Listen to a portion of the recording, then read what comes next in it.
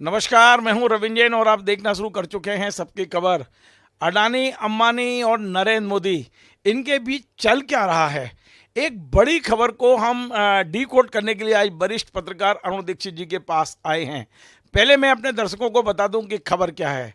खबर यह है कि 8 तारीख को सुबह 11 साढ़े 11 बजे के आसपास तेलंगाना के करीमनगर में प्रधानमंत्री नरेंद्र मोदी ने भारतीय जनता पार्टी की आमसभा को संबोधित करते हुए कहा था कि अडानी और अंबानी ने अपना चोरी का काला धन बोरों में भर भर के, टेम्पू में भर के कांग्रेस कार्यालय को दिया है और इसीलिए अब राहुल गांधी इन्हें गाली नहीं दे रहे, इनका नाम नहीं ले रहे हैं।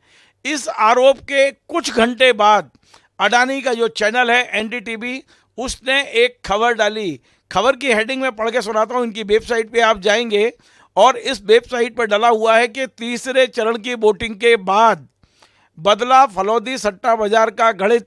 अब भाजपा की 300 सीटें भी आना मुश्किल, यानी कि बहुत टफ है।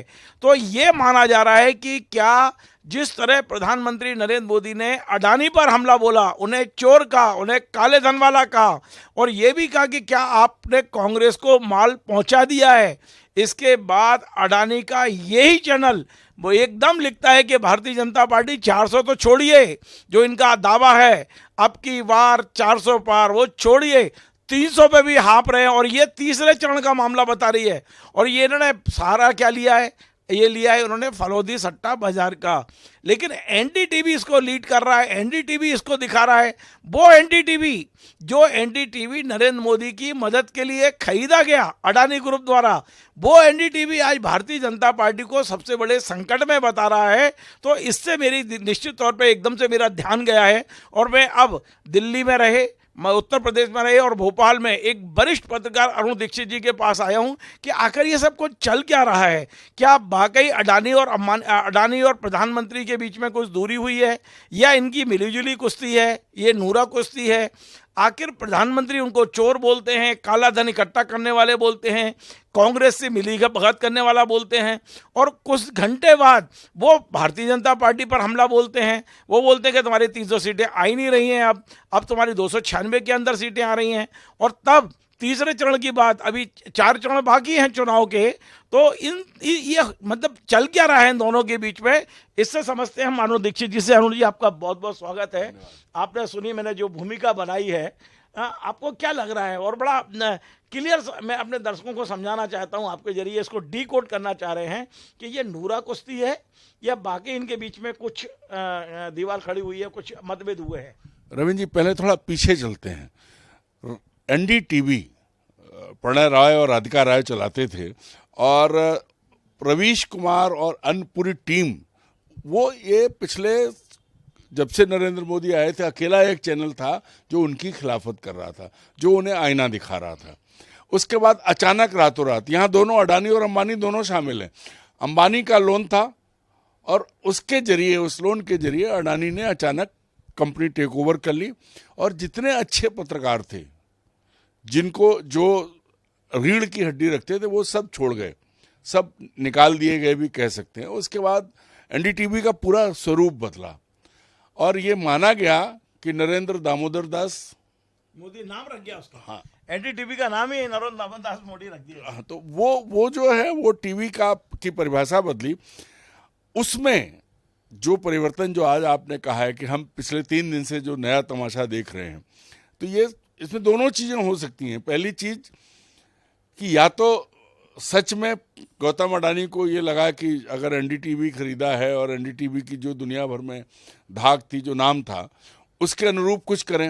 और या फिर जो आपने कहा कि दोनों के बीच में कहीं ना कहीं, क्योंकि प्रधानमंत्री नरेंद्र मोदी ने तेलंगाना में करीमनगर में जिस तरह से कहा, बड़ा लंबा भाषण है, वो कहते हैं बोरे भर भर के, टेम्पो में लाद लाद के चोरी का काला धन पहुंचाया गया है, चोरी का माल। तो अगर देश के प्रधानमंत्री उन लोगों के बारे में ये कहें जो उनके अपने माने जाते हैं, चाहे वो अंबानी हो चाहे वो अडानी हो, तो उसके बाद सवाल उठता है। और कहीं छोटी मोटी जगह पे नहीं है, करोड़ों लोगों के सामने, क्योंकि वो कैमरे पर बोल रहे थे, पब्लिक मीटिंग में बोल रहे थे। उसके बाद अगर सबने माना कि शायद अपने साथियों को चोर कहना किसी रणनीति का हिस्सा हो सकता है, किसी राजनीति का हिस्सा हो सकता है, किसी गणित का हिस्सा हो सकता है, लेकिन वो दोनों उद्योगपति पूरी दुनिया में उनका नाम है, उनका कारोबार है, और अकेले भारत में ही नहीं है। और दूसरी बड़ी चीज ये है कि भारत की बैंकें ही उन्हें चला रही हैं।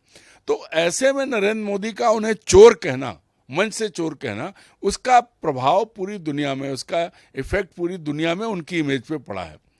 और ये सब देख रहे हैं कि ये हो क्या रहा है, क्योंकि मोदी के मुंह से अडानी अंबानी बार बार, और फिर उन्हें चोर कहना, क्योंकि चोरी का माल मतलब चोर है। टेम्पो भर भर के, इसका मतलब है कि ये भी सवाल उठता है कि मोदी जी को पता है कि टेम्पो में भर के नोट आते हैं। तो यहाँ पर जब आप बात कर रहे हैं तो यहाँ पहली नज़र में तो ऐसा लगता है कि कहीं ना कहीं कुछ गड़बड़ है। अडानी अब अपने व्यावसायिक हित देख रहे हैं और इसीलिए नरेंद्र मोदी उन्हें चोर कह रहे हैं। ये नुराकुस्सी भी हो सकती है। ये जो फालौदी सट्टा बाजार कह रहा है, अगर आप उसको गंभीरता से देखें, वो 300 से नीचे आ रहा है, 300 पार भी नहीं जा रहे हैं। अभी तो तीसरा चरण है। जो 400 पर का नारा लेके आए हैं, अगर वो और नीचे गया तो 200 पार भी मुश्किल हो जाएगी, ऐसा आम तौर पर लोगों के बीच माना जा रहा है। अरुण जी, आप और हम सब जानते हैं और हमसे ज़्यादा गौतम अडानी जानते हैं कि नरेंद्र मोदी उस व्यक्ति का नाम है जो अपने विरोधी को माफ नहीं करते और दुश्मन को नेस्तनाबूद कर देते हैं।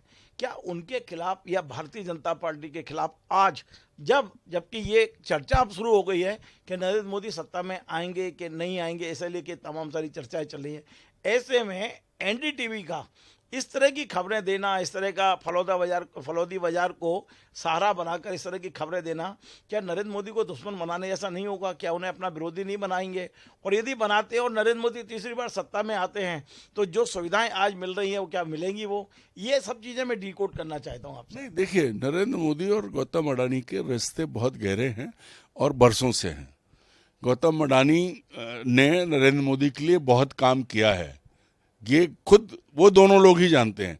अब सवाल इसको डिकोड ऐसे करिए कि ऐसी क्या बात है। या तो नरेंद्र मोदी को एहसास है कि वो 400 पार का उनका नारा पूरा नहीं हो रहा है और उनकी भाषा, उनकी बॉडी लैंग्वेज, उनकी बातें, जितने निचले स्तर पर वो गए हैं, जितने झूठ उन्होंने इन 3 चरणों में बोले हैं, किसी देश के मतलब बच्चे को पता है कि प्रधानमंत्री झूठ बोल रहा है, सब चीजें रिकॉर्ड पर हैं। तो या तो वो खुद नीचे जा रहे हैं, तो उन्होंने ये खेल खेला कि हम चोर कह दें तो आने वाले लोग, आने वाली सरकार जो भी आए, ये हाइपोथेटिकल हो सकता है, लेकिन जैसे उन्होंने चोर कहा है वह अगले बार वो कहे हम तो व्यापारी हैं, हमारा सबके साथ रिश्ता है। तो राहुल गांधी ने, फिर भी कांग्रेस ने स्पष्टीकरण दिया है कि वो लगातार नाम ले रहे हैं।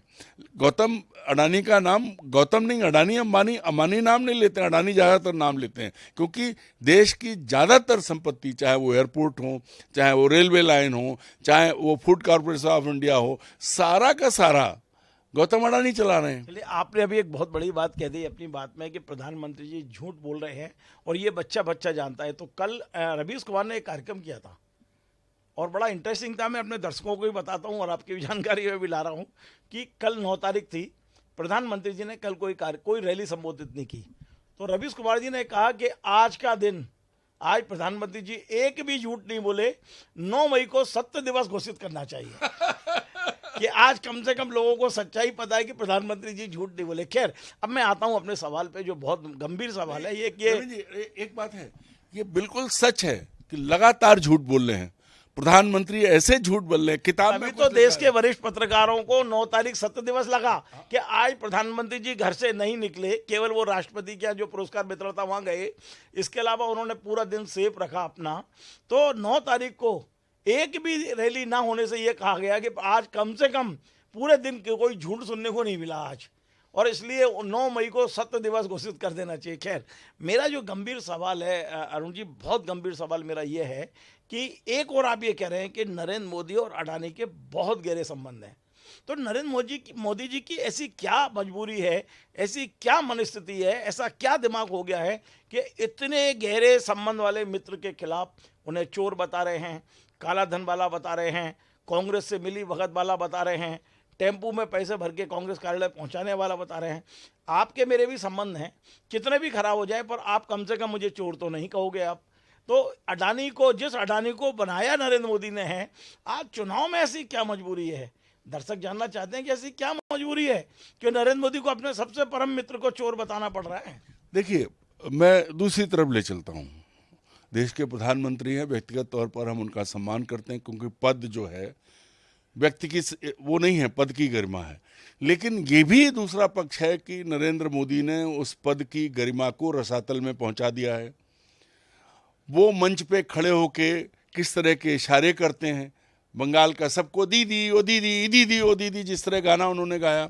सोनिया गांधी ने रायबरेली का चुनाव नहीं लड़ा, उसको लेकर वो किस तरह की बात कर रहे हैं, देश नहीं दुनिया देख रही है। जिस तरह की चीज़ें उन्होंने पूर्व प्रधानमंत्री मनमोहन सिंह के भाषण को लेकर कहीं, वो भी पूरी दुनिया ने देखा है। मतलब किताब भाषण में लिखा कुछ है और वो कुछ और बोल रहे हैं। जो अपने ढंग से जो व्याख्या कर रहे हैं, चाहे वो मंगलसूत्र की बात हो, चाहे वो ज़्यादा संतानें पैदा करने की बात हो, और इसी बीच एक और चीज़ आई है, कल एक झूठ आया है और नरेंद्र मोदी के हवाले से नहीं आया, उनके मुंह से नहीं आया, पर उनसे जुड़ी एक टीम से आया जिसने कहा कि देश की आबादी को लेकर एक रिपोर्ट जारी की है। तो ये जो स्थिति है उनकी कि वो लगातार खुद झूठ बोल रहे हैं और ये साफ कह सकते हैं फ्रस्ट्रेटेड है। ऐसा लग रहा है बहुत परेशान है, क्योंकि एक बात आप मान लीजिए, बीजेपी कहीं नहीं है, नरेंद्र मोदी और अमित शाह यही दो लोग हैं। इनके कितने नाम इस देश की जनता ने, कितने लोगों ने रखे हैं, वो आप और हम सब जानते हैं।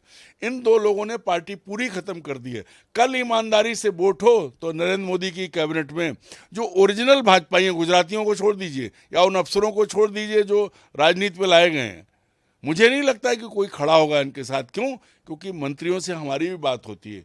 देश के सबसे बड़े अखबार में रहा हूँ, ज़्यादातर मंत्री बोलने को तैयार नहीं है। बहुत सारे मंत्री अपने उन दोस्तों से बात नहीं करते जो मोदी के आलोचक हैं, डर के मारे। अरुण जी, मैं फिर से आपको पत्रकारिता की जगत में ला रहा हूँ, दुनिया में ला रहा हूँ। हम बात एनडीटीवी की ही कर रहे हैं, जो बहुत अच्छा चैनल हुआ करता था। आपने देखा 3 तारीख को वर्ल्ड प्रेस फ्रीडम डे था, और उस दिन जी न्यूज़, जिन्होंने जो डॉक्टर सुभाष चंद्रा उसके मालिक हैं जी न्यूज़ के, जिनको ये श्रेय जाता है कि उन्होंने प्राइवेट चैनल, पहली बार सैटेलाइट चैनल लॉन्च किया इस देश में, उसका श्रेय 91 में उन्होंने किया, उनको जाता है।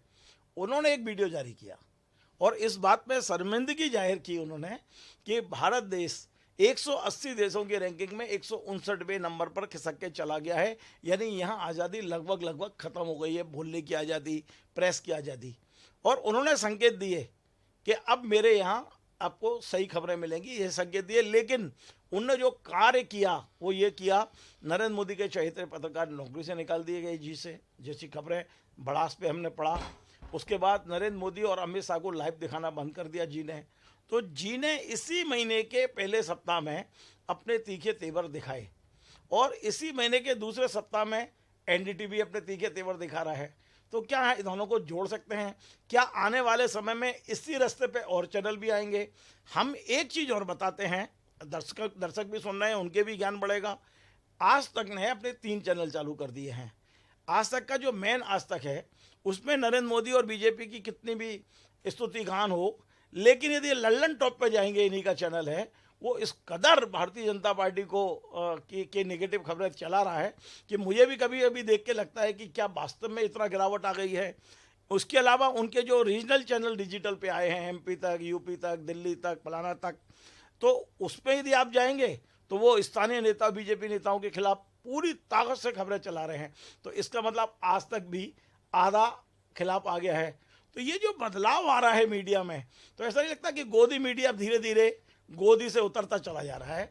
और क्या इसको हम एनडीटीवी को इसमें जोड़ सकते हैं क्या? रविंद्र जी, आपने कहा ना गोदी मीडिया, इस देश के इतिहास में पहली बार ऐसी स्थिति आई कि मीडिया अपने आप किसी के साइड हो गया, एकदम अंधभक्त हो गया। जैसे लोग अंधभक्त कहे जा रहे हैं, वैसे मीडिया हुआ। मीडिया ने सच दिखाना छोड़ दिया, मेन स्ट्रीम मीडिया। इसीलिए गोदी शब्द आया कि जो चीज, मतलब एंकर बैठ के एज स्पोक्स पर्सन काम कर रहे हैं। मैंने चैनल देखना बंद कर दिया, खबरिया चैनल, लेकिन एक बार मैंने देखा कि एक बड़े चैनल की एंकर खुद सामने कांग्रेस के प्रवक्ता पर लगातार कि आप ऐसे कैसे कर रहे हैं, उन्होंने वहीं सारे सबूत दिखाए, प्रधानमंत्री का भाषण दिखाया, बाकी दिखाया, तब मुंह बंद हो गया। मतलब आप सोचिए कि जो मीडिया जिसका काम है आईना दिखाना, जहां 10 साल पहले जब आए थे तब मीडिया उनके साथ था, ऐसे ही बीपी सिंह के साथ मीडिया था 89 में। मुद्दा यह है कि मीडिया ने अपने आप को खुद गिराया, और इसके साथ साथ ये भी है कि मीडिया को बुरी तरह दबाया गया। मीडिया में चाहे राज्य हो भाजपा शासित, चाहे केंद्र की सरकार हो, मीडिया को दबाने के लिए नियम बदले गए, मीडिया को कुचलने के लिए अलग अलग तरह के नियम बनाए गए। सवाल ये है कि जिस रास्ते पे ये लोग चल रहे हैं, क्या अन्य लोग आएंगे? मैं वही ये कहने कहां तक चल पाएंगे? मैं वही कहने जा रहा हूं रवीन जी कि इतनी कोशिश कर ली, तो जो सबसे पहले झुका था, जो सबसे पहले गया था, वो जिन सज्जन का आपने नाम लिया, उनका टीवी था, और वो सबसे पहले अलग हुए हैं, वापस आए हैं। उन्होंने अभी खड़े होकर सांस लेके कहा ही था कि बहुत बुरी स्थिति है, इतने में ये चीज आ गई। यहाँ देखिए परिस्थिति क्या है, यहाँ प्रधानमंत्री सीधे नाम लेके चोर कह रहे हैं 2 उद्योगपतियों को। तो उनका जो अभी अंबानी के पास भी बहुत चैनल है, बहुत बड़ा मीडिया का हिस्सा है, और अडानी के पास भी है। तो उसमें जो है कितना भी हो, कहा जाता है कि व्यापारी है, मौके के हिसाब से मुंह ऊंची नीची करता है, अपना हिसाब देखता है, लेकिन व्यापारी भी आदमी होता है, उसका भी आत्मसम्मान होता है। जिनका दुनिया में नाम है, उन्हें प्रधानमंत्री जी खड़े होकर चोर कह रहे हैं। इससे पहले वो कांग्रेसियों के बारे में जो भी बोलते थे, उसको आप ये भी देखो क्लाइन से कि जिन कांग्रेसियों को लगातार गाली देते हैं, उनको भर्ती करने के लिए बाकायदा उनको खरीदने के लिए उपार्जन विभाग बना दिए गए, ले आओ।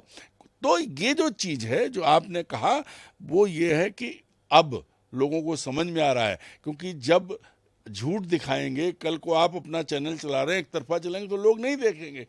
इनकी व्यूअरशिप गिरी है, इन्हें समझ में आ गया है, और इसीलिए इनका रेवेन्यू गिरा है।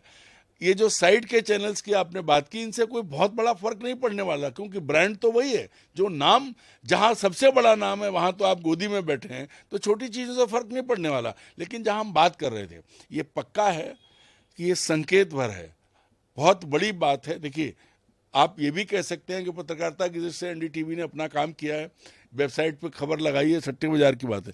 लेकिन उससे पहले आप ये देखिए कि नरेंद्र मोदी ने अडानी को चोर कहा है, अंबानी को चोर कहा है। और मुझे ऐसा लगता है कि आने वाले दिनों में अगर फलौदी बाजार का सट्टा और नीचे आया, तो प्रधानमंत्री जाने किसको क्या क्या कहेंगे, और फिर ये लाइन बड़ी हो जाएगी। तो आपको लगता है अंबानी के चैनल भी इसी रास्ते पे आएंगे? मैं वही कह रहा हूँ ना, फिर ये लाइन बड़ी हो जाएगी।